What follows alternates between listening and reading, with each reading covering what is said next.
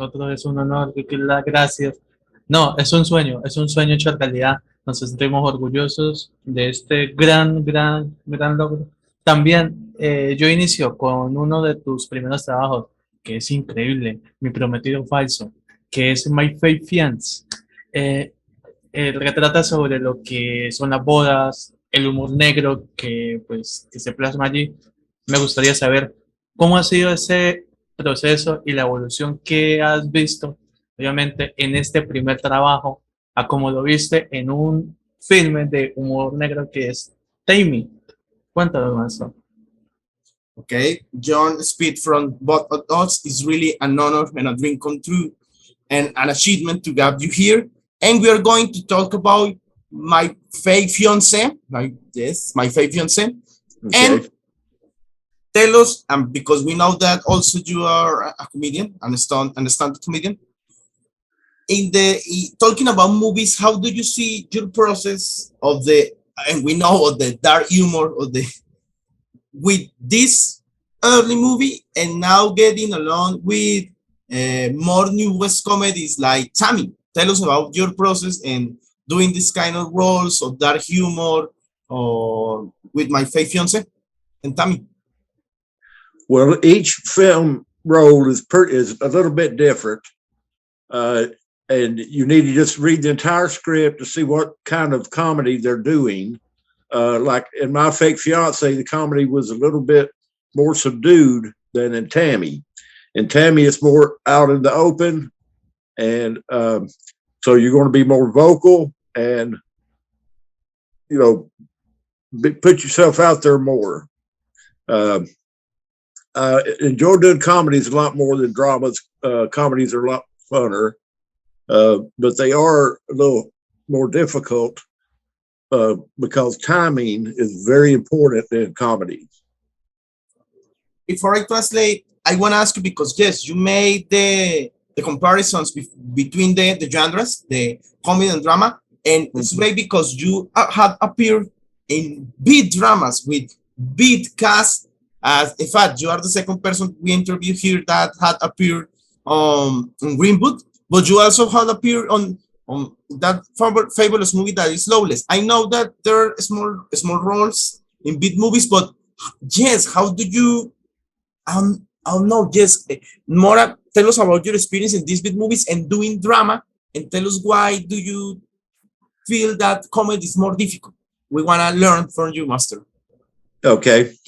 Well, I've been very fortunate and I've had a good time on every film that I've done. And I've been with the scenes with the real big stars like Clint Eastwood and Tom Hardy, Shia LaBeouf. And I just try to look at since at the level that I am, I don't try to change anything. I try to get my character to fit in with the run of the script and, you know, just give them what the director wants and hopefully they're happy with you and that you don't mess up too much to cause them to have to do many takes. The comedy is funner, but it's more difficult because you have to worry so much about timing. But I enjoy it more. I got to work with Melissa McCarthy and Susan Sarandon in Tammy. And that was just an amazing experience. Yeah, I've been in love with Susan Sarandon all my life. And to get to meet her and work with her. And one thing that really amazed me getting into this, you know, you always hear about these big stars having such big egos and stuff like that. I thought they would like look down on me and stuff. But it's not that way. They accept me almost like an equal. And it's hard for me to get a hold of that these people that I've been watching on TV and movies all my life or treat me like I'm just the same as them. I don't blame you. I'm also in love with Susan Sarandon, so I don't blame you. You love her. I will let you with John. Thank you, Master, because I really wanted to ask you about these movies. John, dale. Wow, de hecho, yo le quiero preguntar sobre, claro, la película de Clint Eastwood, problemas con la curva o curvas de la vida, pero ¿sabe qué es lo más importante que me dejó plasmado este filme, que me pareció hermoso, hermoso? Que esta película es muy patriótica y también ama mucho el deporte con el béisbol. ¿Qué significa para usted haber participado con un gran elenco, pero no solo eso? ¿Qué representa el béisbol en toda esta cinematografía que para Clint Eastwood fue algo innovadora?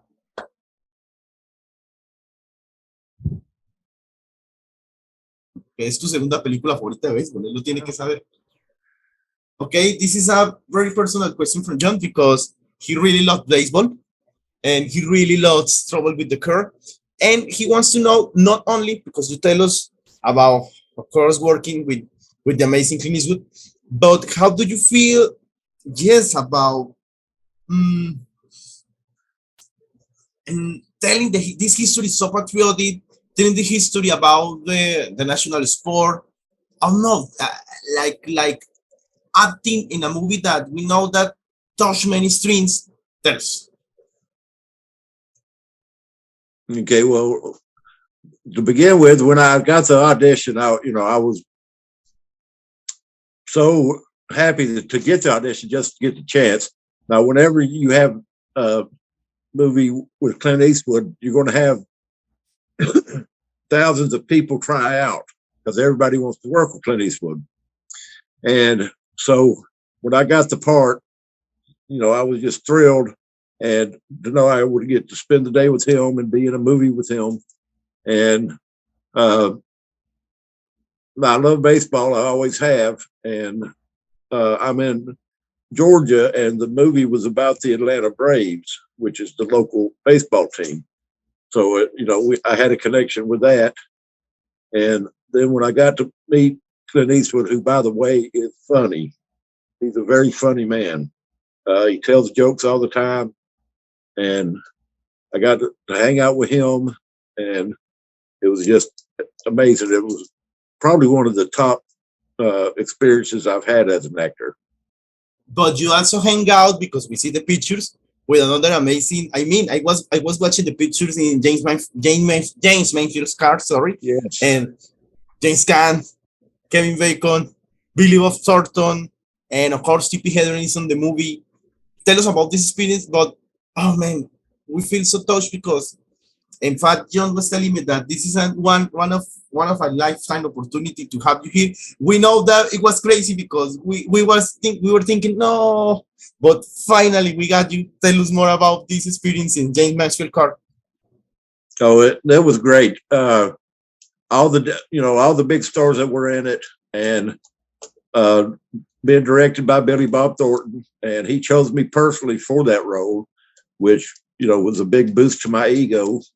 And I've loved Robert Duvall, and I got to be in a scene with him.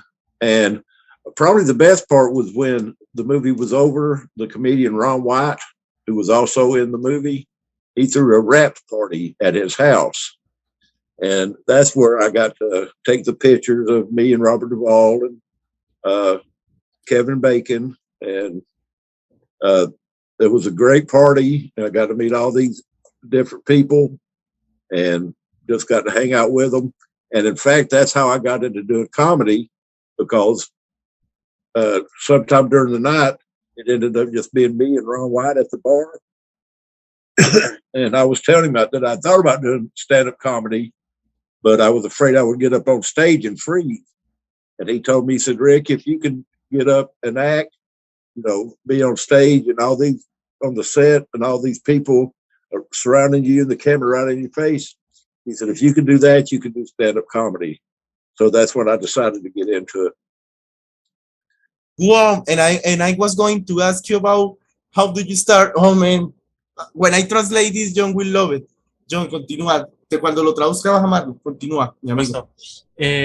Claro, hay una película que la verdad me ha impactado, que es Football in the Play, que es una historia muy fantástica de un pastor que trata de buscar ayuda para sus feligreses, Pero sucede un momento desgarrador y por eso aparece un personaje icónico de él, que es el detective Joe. El detective Joe, ¿qué puede ayudar actualmente en una situación de esta manera? ¿Qué podemos aprender de pronto en una situación así como el detective Joe, que de pronto obviamente la película es tan distinta como la vida real? ¿Qué podemos aprender de esa esencia, de ese personaje? What can we learn from Detective Joe, of course, in Trouble in the Play, solving the problems that we got in the world now? I don't know if Detective Joe somehow is real and it has to solve the problems that we got in life now. How will solve it? And of course, tell us about Trouble in the Plate. The Trouble in the Plate.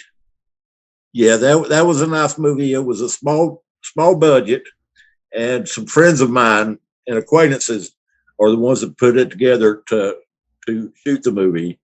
And it was just a nice experience. And it was a nice, little movie. I don't know what it did in the box office. I don't know how much money it made, if it made any money, but I thought it was real good. The star of the movie was the one that wrote it and produced it.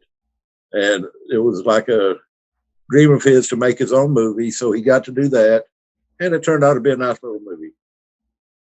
No, in fact, John was telling me that he really get struck by this movie.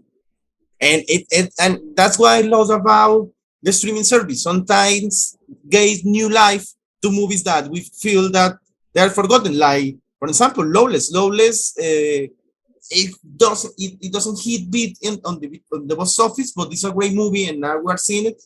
I will tell that John. No, in fact, John, le digo, ¿cierto?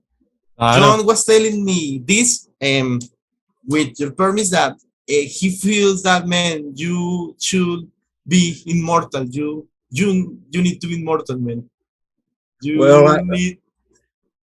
I appreciate that. I would prefer to do a lot more myself, but I'll take what I can get and be happy with it, because I'm very blessed. God has been very good to me. One of the main attractions to me is my look. I've got a very unique look with the wrinkles and everything like that. And so that gets me a lot of auditions. So I'll take what I can get and wish I had more, but I'll still be happy with what I get.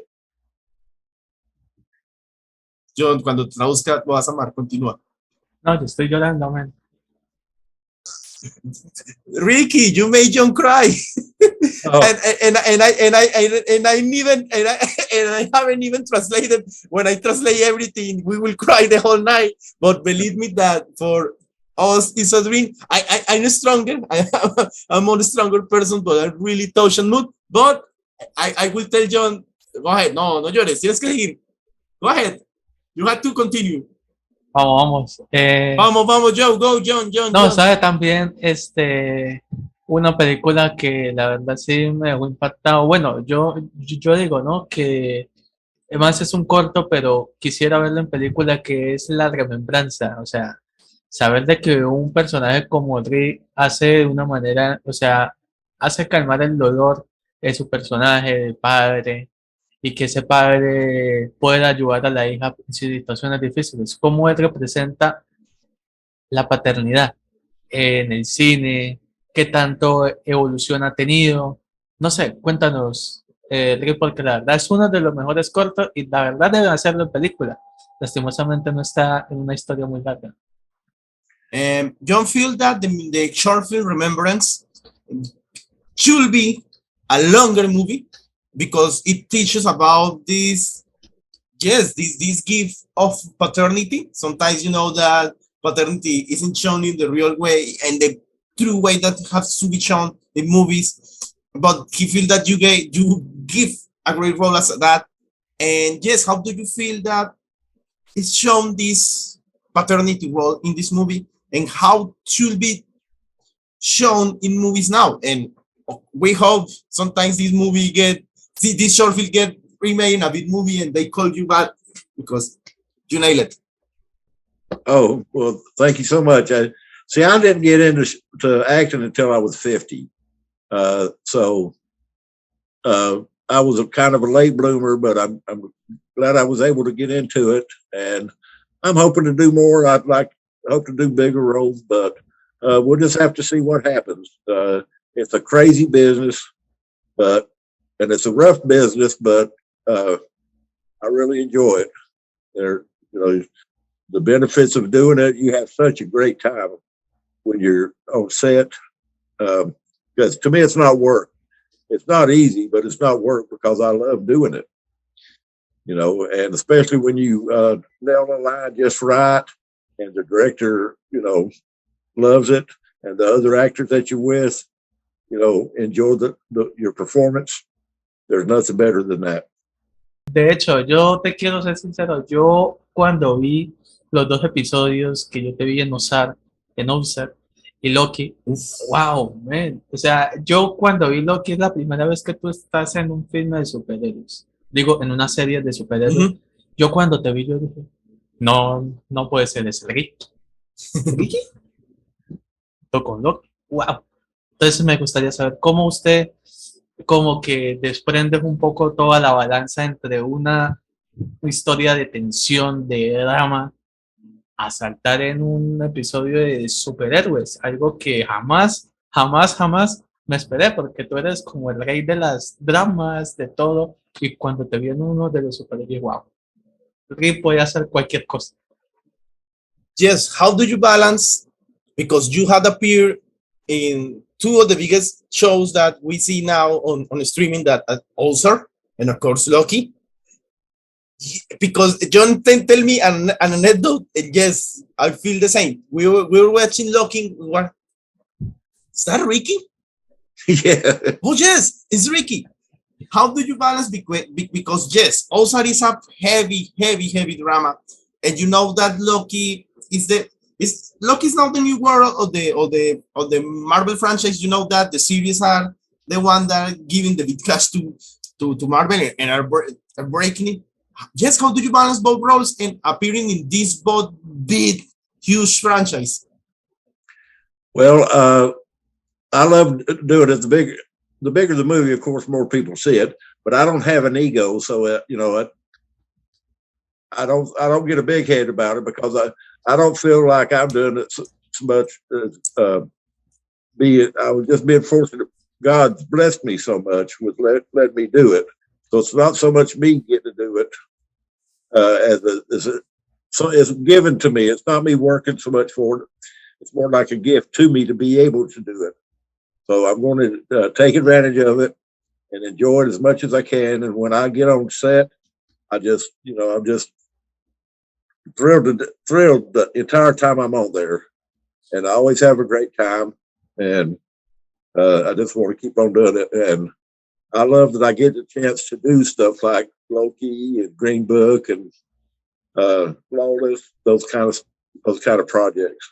Because Greenwood is one of my favorite movies, and when I talked with Fake Fiancé, he told me his experience. If you wanna tell me more about doing Greenwood, you will bless my heart, because it's one of my favorite. I watched it on the video screen here in Colombia, and yes, a very well-deserved Oscar, a very beautiful history. Tell me more. A little something you want to tell more about Greenwood, because I see that you enjoy doing your role. Yeah, that was one of my favorite roles, because it's very noticeable, the bartender with a shotgun, but getting to work with such great actors like that. And everybody got along on set. There wasn't any problems. Me and the star, when they were changing cameras and stuff, we'd go outside and we'd smoke a cigarette and talk. V.O. Mortensen, great guy, and just got to be with so many good professional actors, and it was a important story, and a true story. And then when I won the Academy Award, that just blew my mind. That I was a part of a movie that won the Academy Award for Best Picture. You say it with your words. I wanted to say it, but you say it with your words. Yeah, you make part of a movie that made history, and we continue doing it. But Jhon had a movie John, John got a question. It's funny, but it's the time that we wanna make it because when there is like a trivia on the internet that said that it's true that you auditioned to do the role of Odin in Thor, or is or Loki, or is fake, or is just Urban Legend. it's an urban legend on the internet that say that you auditioned to do the role from Odin to in Loki. It's true. It's an urban legend. No, that's not true. I auditioned just the one time for the one role that I got. I didn't audition for anything else. I would do it if they would call me. I would audition for anything. I always tell my agent, I said, if you get any kind of audition, give it to me. I don't care. I'll make them believe that I'm that person. Wow, John will love it. John lo vas a amar cuando traduzca. ¿Puedo preguntarle sobre las películas que tienen? Claro, claro, por favor. In fact, you tell, and we are happy because we see now on the IMDb that you got 2 projects. There are Breakwater and The Appeal. First, we are happy because they continue calling you, so that's a bit kudos. But tell us more. In fact, let me read something because I wanna. Yes. Tell me more about how we'll be working with Ray Benson and James Rowe in these new projects. What you can say something because we know that's when the project is in post-production. You can say many things, but what we can expect from these roles? A little something, a little hint. Well, I can't say much because they're still in production, and we're not supposed to talk much about them until they're in the movie theater. But it's going to be a great movie, and it's going to be a lot of drama, some comedy, and it's going to be one of those kind of films that just about everybody that goes to it's going to really enjoy it. John. De hecho, yo tengo la última pregunta que es para finalizar. Y es, primero, ¿cómo usted visualizó el ambiente? ¿Qué nos puede como dar como una anécdota, una simple curiosidad de tu experiencia en The Reigns? Pero no solo en Reigns, sino también en lo que es en Dolly Parton, tocando el corazón. Oh, eso es un especial gigantesco, gigantesco. Y también la casa del reloj de las paredes de Eli Roth. Por favor, eso queda uno completo su carrera. As a final, you can sum up with some words. No, y no solo esa, también Diario de Wimpy Kid es una belleza. You can sum up with few words your experience on Reigns 3. Diary of Wimpy Kid, by the way, I freaking love that special. The house with a clock in the walls. That I think that this is one of the movies that why is not a big hit because it was amazing, and that amazing TV series of Dolly Parton's Heartstrings. I know there is many projects, but you can say something a little about these projects. We will wrap up with a big finale. Okay. Well, The House with the Clock in the Wall, that was such a good movie, and I don't see why it wasn't bigger myself also. Jack Black is an amazing actor, and he was terrific in that. And, it had a unique storyline, and it was just a pleasure to get to work with him. I love working with some actors more than others because they'll take you, you can sit and talk with them in between takes, and they'll tell you how it was when they got started, and they'll answer your questions and stuff. And they treat you real nice. And Jack Black was one of those. He's a great guy. He'll stop and sign autographs for people and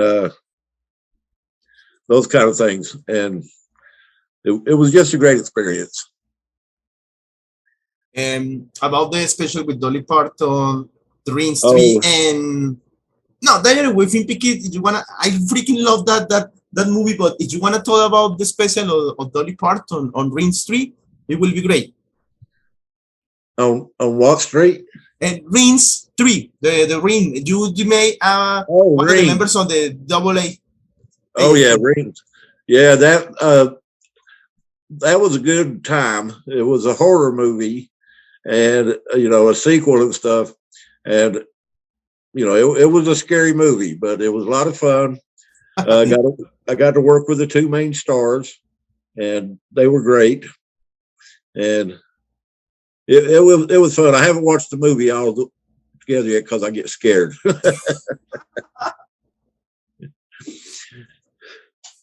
But the Dolly Parton thing, you know, that's something new that she just started doing. She started making movies about her songs. And she has her own little production company, and I was in the first one called These Old Bones. And I've always loved Dolly Parton, and I had a nice little role in it. It was fun to do. Jhon.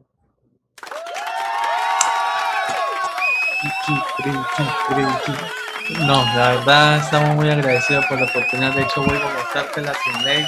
Ahí participa. Lawless, this is Lawless. This is no. In fact, we got one of the 1 year ago. I still feel bad because I wasn't the translator, but we interviewed. Jhon interviewed. Sorry, Liu Temple, and I feel that he needs to come back here. Ricky, you are always welcome here. The camera is yours. You wanna say a hi to the channel, to Colombia, and tell your social media so people can follow you. Be ready with your projects. The camera is yours, man. Okay. Hang on to my contact information. If y'all ever come to Atlanta, contact me. We'll go have some coffee or hang out or something. Well, I will tell Jhon, no llores. Dice que cuando estemos en Atlanta nos tomamos un café. Esperemos algún día. It will be a pleasure. A Colombian coffee, no? You know that the coffee of our country is the best, man. It's the best. Nothing but Colombian coffee. Yes. But you can say a bit hi to the channel, the country, sell your social media, invite people to be ready with your projects. The camera is yours, man. Go ahead. Okay, I would just like to say hello, Colombia. I've always been a fan of your country, and I would love to go down there to visit. And if I get a chance, I will come down there and take advantage of your hospitality.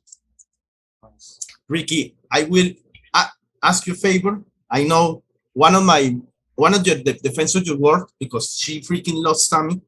It's in a birthday today. Say it that Andres, okay, first job, but Andres asked me the favor to say happy birthday, Rose. Her name is Rose. Rose, I hope you have a very happy birthday. That's for you. Hi, I'm Ricky Muse. Welcome to Jhon Jatenjor's interviews, the best ones in Colombia. Watch it and watch every episode. Thank you. Thank you. Gracias. Thank you for the opportunity. Thanks for the opportunity, man. And it was worth it. The wait, it was worth it. The surprise, because it was a big surprise. John's like, we got this night with Ricky in there. Ricky? Yes, go ahead. No, Ricky, you. Dale saludos a tu manager, por favor. Yes, send a bit hi to your manager. She is one of the persons that made all this possible. And man, we hope to be in Atlanta, but did you come back to Colombia? We can give you some good coffee, so don't worry, man. So, but thank you, man. You are Thank you. an angel. You are an angel, man. It was a pleasure. Bye bye. Bye bye, Ricky. Thank you. Bye bye, Ricky. Goodbye.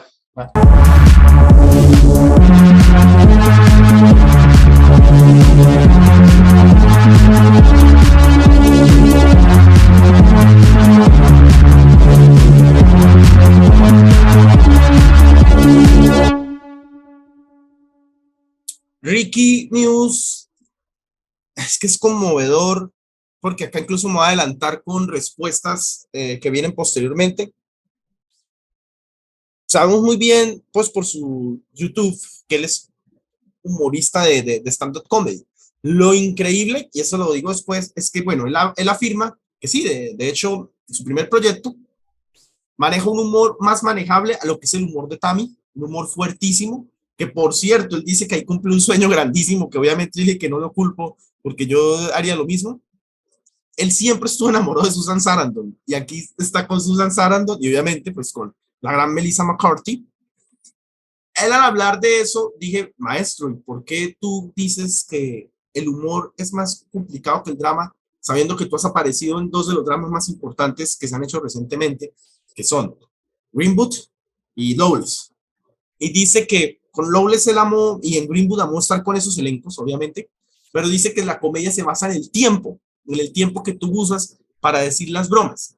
Entonces, obviamente, aquí nos habló pues, de una de tus películas favoritas.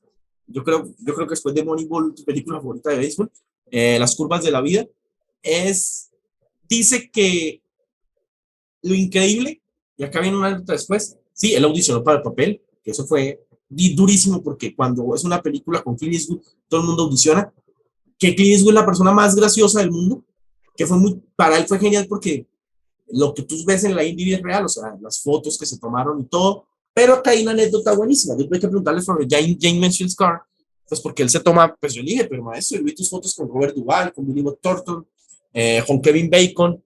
Pues acá lo increíble es que Billy Bob Thornton le dijo, yo no puedo hacer esa película si no haces ese papel. O sea, aquí no tuvo que audicionar. Y hay otra cosa buenísima en James Maxwell Car. El elenco tiene personas, o sea, te lo pongo de esa manera. Resulta que en el elenco había gente muy graciosa. Están cuenten y cuenten chistes. Y él decía, no, pero si yo cuento chistes va a quedar como digo así, como el abuelito que las tirar de gracioso. Contó unos chistes tan buenos que después de esa película es que él empezó su carrera de stand-up comedian. Y yo me quedé, ¿cómo? En la película donde interpreta al detective Joe, pues aquí hago mención de otras dos que se hablan después. Esa es la casa con el reloj. Y Lawless. Dice que él no cree, o sea, no, todavía sigue sin creer que esa película no haya tenido la taquilla que merecía, por lo conmovedora que es. Pero pues yo le dije, pues maestro, lo bueno del streaming es que pues le da nueva vida a las producciones y ese mensaje ha calado muchísimo. Dijo que sí, que es el tipo de películas que es bueno verlas por los mensajes que traen. Le dije obviamente que pues sentimos que Remembrance necesita pues de que sea una película más larga. Él dijo que algo hermosísimo. Yo estoy feliz que me llamen a hacer lo que yo quiera. De hecho, él le amo ese papel de padre porque él dice que él empezó su carrera actor a los 50 años. O sea, que para él, el ser llamado y el ser tenido en cuenta para él es importantísimo, que él se ha gozado todo. Dice que incluso ha sido una posición de suerte y que aquí vamos entonces con lo de Ozark y Loki. Dice que él se siente incluso orgulloso de que lo llamen para pues, una de las series más grandes de Marvel. Yo creo que es la más importante serie de Marvel. Sí, creo que le ganó WandaVision incluso. Porque pues para él es una locura ser tenido en cuenta. O sea, él audicionó en todo. Para él es una locura que lo tengan en cuenta incluso para estos proyectos.